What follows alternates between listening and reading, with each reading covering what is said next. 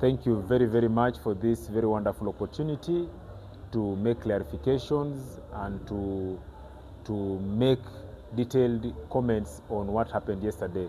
First and foremost, my name is Bob Owiny, B.O.B. By the grace of God, I am the District Councilor who represents the people of Tubur Sub-County in Soroti District Local Government Council. I am a member of the Finance, Planning, Administration and Investment Committee of Soroti District Local Government. Yesterday, we had a district council meeting for Soroti District Local Government Council that sat at the water offices here in Soroti City. And yesterday being a council meeting, before we councillors sit in a council meeting, we first sit in our committees of council. And I've told you I sit in the Finance, Planning and Administration Committee of the district. So when committees sit, committees make what they call recommendations for council approval. In our district, there have been very many issues happening, but very critical among the issues. One, the issue of the sale of the district property, plot number 43, 44, 45 on Cemetery Road, that is behind the rock opposite the regional police.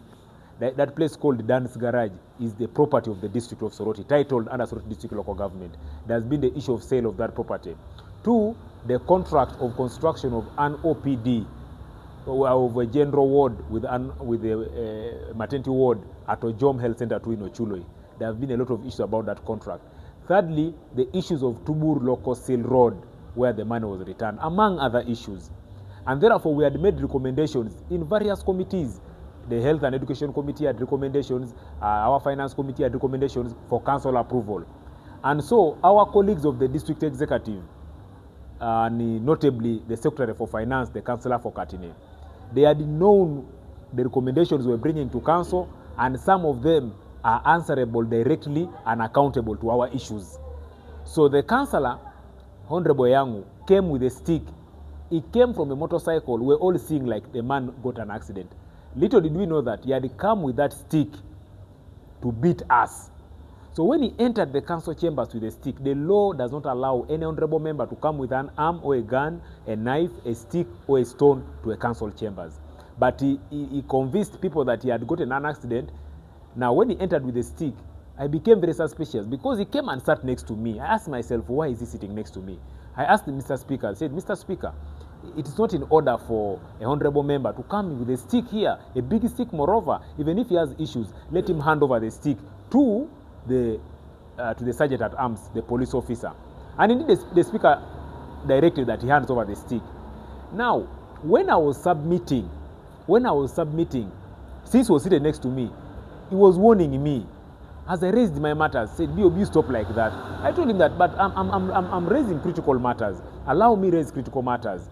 He told me, now it's going to get spoiled here. We shall not allow you. I said, you are not the speaker. If you want to speak, let the speaker ask you to speak, but allow me finish.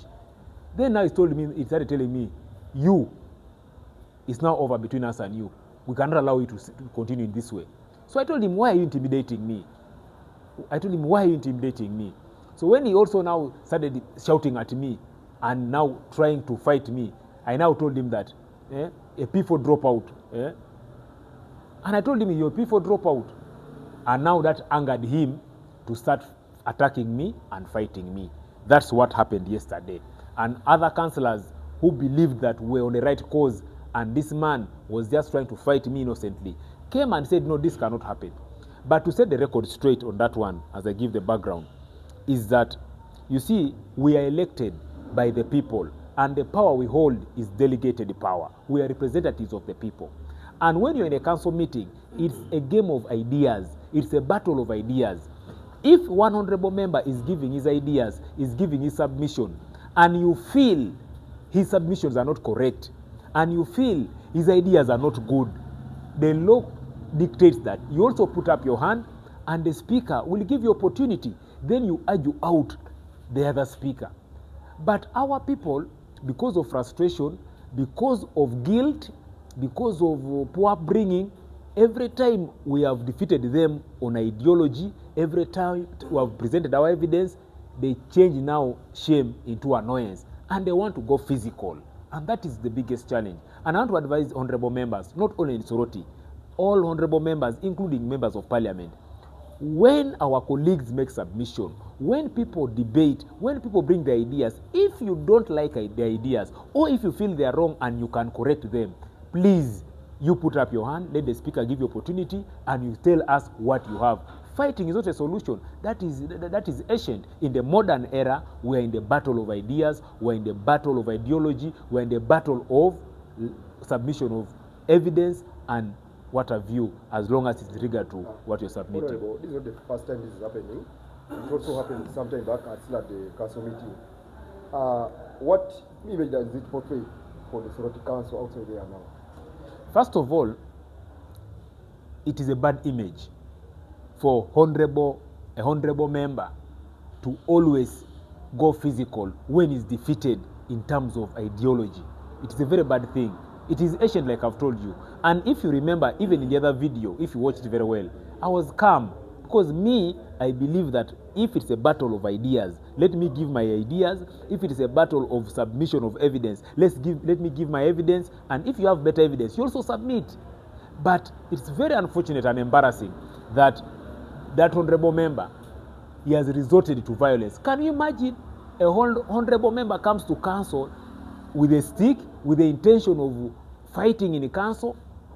Because he even mentioned yesterday and said, me today I came here prepared to beat BOB, and that's why I came with my stick. Meaning that they had sat in a meeting and planned to come and attack me and assault me. That's what he said.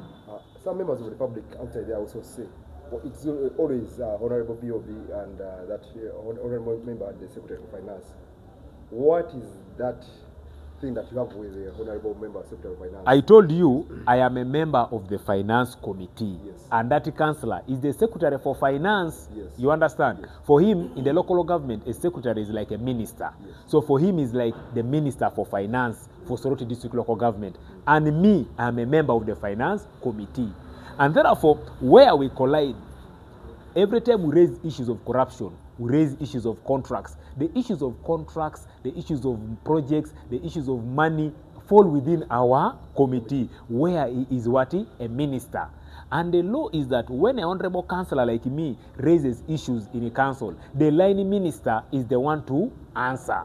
That's why we have a problem with him. So for me, I'm a member of the Finance Committee. So my duty as a councillor is to raise issues regarding corruption, contracts, procurement, and the person who is supposed to answer those questions by law is the line minister. Who is him?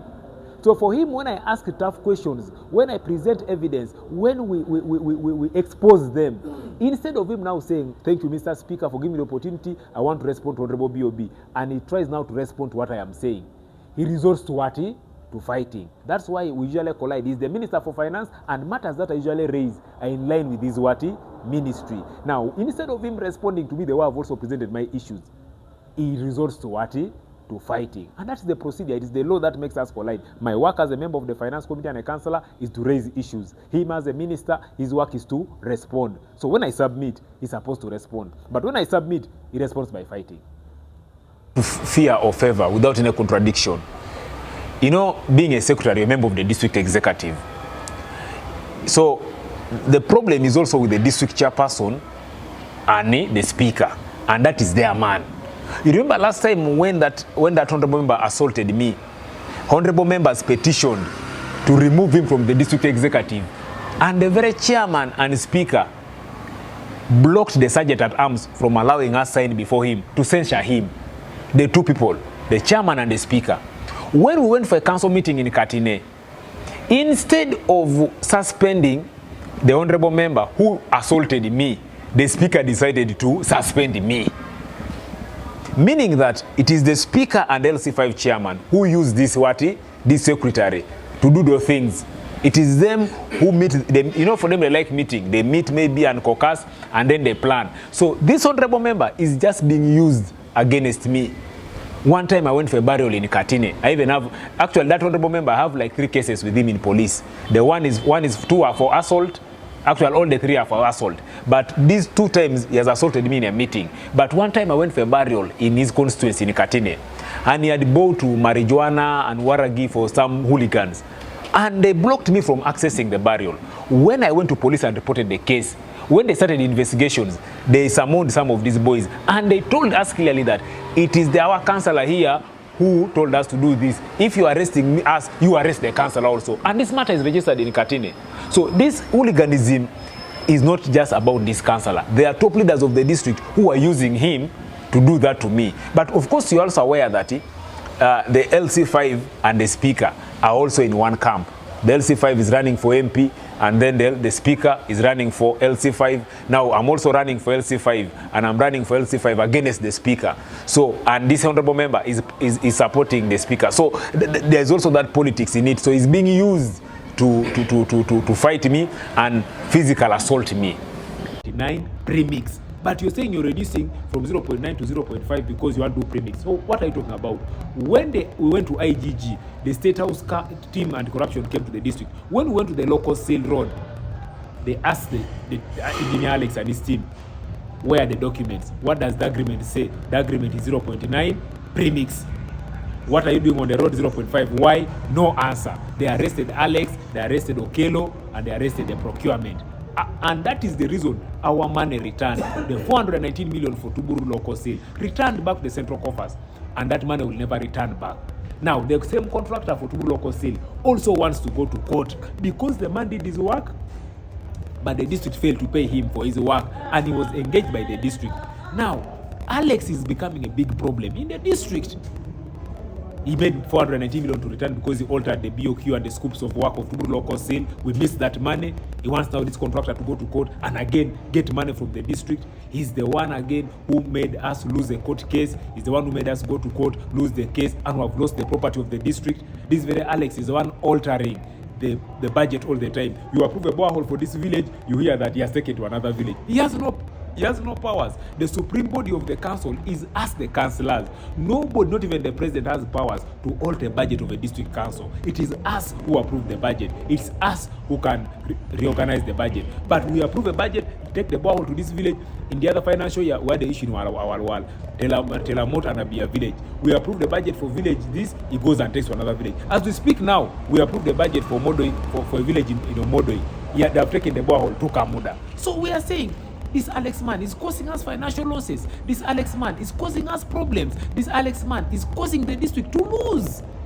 And that's why we are saying Alex must step aside to allow proper investigation. He's being investigated on the Tuburu local sale. He's being investigated on the 1 billion roads. He's being investigated in the issue. He has several investigations that are being done about him. And that's why we are saying let him step aside and allow proper investigation. But some of these things don't even need investigations because he's the sole reason why the 419 million returned to Kampala. He's the sole reason why we have lost this case over Damasco, and hence we have lost this property. And that's why we are saying Alex is a big problem. But Alex is not eating alone.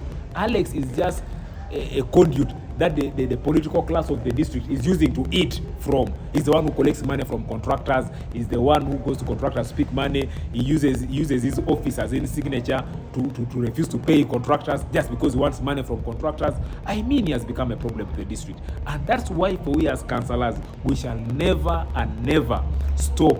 We shall never cease to take them on. We shall never cease to protect the interests of the people of Soroti District who elected us and whom we serve in council. Okay. First of all, my name is called David Owiny. I'm the district councillor representing the people of Soroti sub-county at Soroti District Local Government. First of all, I want to bring up on the issues that happened yesterday. That was on the 8th of October, this very year 2024. We had our district council. And as you are very much aware, when the district council is taking place, it's all about debating and exchanging ideas. And the ideas that we always involve ourselves in is all about seeing that a common man gets what he's supposed to get. So majorly it's all about service delivery. So let me go very fast on what happened in our council, why it ended up with a fight, with the pulling, people flexing. For us, a section of councillors, you know, when they vote you, even member of parliament, when they vote them, not all will go and speak for the people. There are people, when they come into leadership, they come for themselves. Their interest is only for themselves. So for us as Soroti District Local Government, first of all, I want to talk about the projects. In Soroti District Local Government, you'll find that we approve, because when we're approving the budget, it is attached with the procurement work plan. Whatever that is in the extract of the procurement work plan will carry all the projects or the capital projects that the district is going to perform in that financial year. But the problem or the challenge that we have in Soroti District Local Government is the acting district engineer, and that is none other than Engineer Alex Oriokot. Engineer Alex Oriokot has always been altering the budget. As earlier on, you remember, I remember very well, we approved the borehole in one of the sub-counties in Awalwal. He changed the borehole to another village. Yet anything that concerns to alterate anything that is in the budget, it again needs the council to convene and they change whatever that is in the budget. So the problem that we have with Engineer Alex is he has caused Soroti District Local Government a financial loss. Reason being, initially there was a contractor called Time Traders was doing a RGC project, a water pipe system in Adamasco in Ochulo sub-county. And that project was being done in phases. Phase 1 was paid. Phase 2, initially we were having the district engineer who was acting, is called Ochung Dennis. But by the time of our term of office, when we are entering in 2021, I remember very well the district chair decided to pronounce that a moment is sworn in, he has to make sure that the acting engineer by then, Ochung Dennis, had to leave with his own assumptions that during the political time, during campaigns, that they said Engineer Ochung was supporting his competitor, that is Mr. Honorable Pian Jorem. So he sworn and said, if I am sworn in, the first thing I should do is to say that Engineer Ochung leaves. So when this Engineer Alex was brought, by then we're having the cow Luke Lokuda.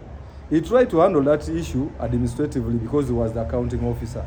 But as you know, most of the chairpersons who are dictators, like the one of ours of Soroti, he decided to dictate the cow to make sure that he drafts the letter for the removal of the other engineer called Ochung Dennis. But the reasons of removing Ochung Dennis for him is attaching to politics. But when it comes to service delivery, Mr. Ochung Dennis was doing his job well. Now when Mr. Alex Oriokot was put to be as a district engineer, the first thing, when he was raising the certificate, before even raising the certificate, he went to the site for facts findings. And he came up saying that the former engineer had paid more money than what the works that the contractor had done. And yet, the contractor had done everything and he was to be paid 146 million. So the financial year ended and that money went back to the treasury. And as you're very much aware that if any person fails to get his money, he has to acquire the legal processes. So this contractor, Time Traders, went to court. And when court came to realize that I think the contractor was qualifying to be paid, still the district chairperson and the cow by then, Mr. Muramira, Agure Wilson, and this engineer, Alex, refused that the case they will not lose. The district will not lose the case. And they were very sure that the district will win the case. But I remember very well when we were sitting in the water board room, we asked them and they said, of our dead bodies, will that contractor win the case? The coming council, we sat, and I remember very well, it is even in our minutes of that council, we recommended that let the contractor be paid the money. But still, they paid the deaf ears, and they refused to pay the contractor. And as you see, yesterday, on the 8th of October 2024, we sat and we were very, very, very angry on what happened. The district losing that prime asset, which is worth 1 billion, at a cost of 261 million. Remember, the 146 million even went back. It went to the national, to the treasury. So we lost that money. Now we have ended up losing an asset which is worth 1 billion at 260 million. So that's why in the debate in the council, a section of us councillors, we were deciding that since this engineer is acting, first of all, by law, if someone is acting in the post, he's not supposed to act for more than 6 months.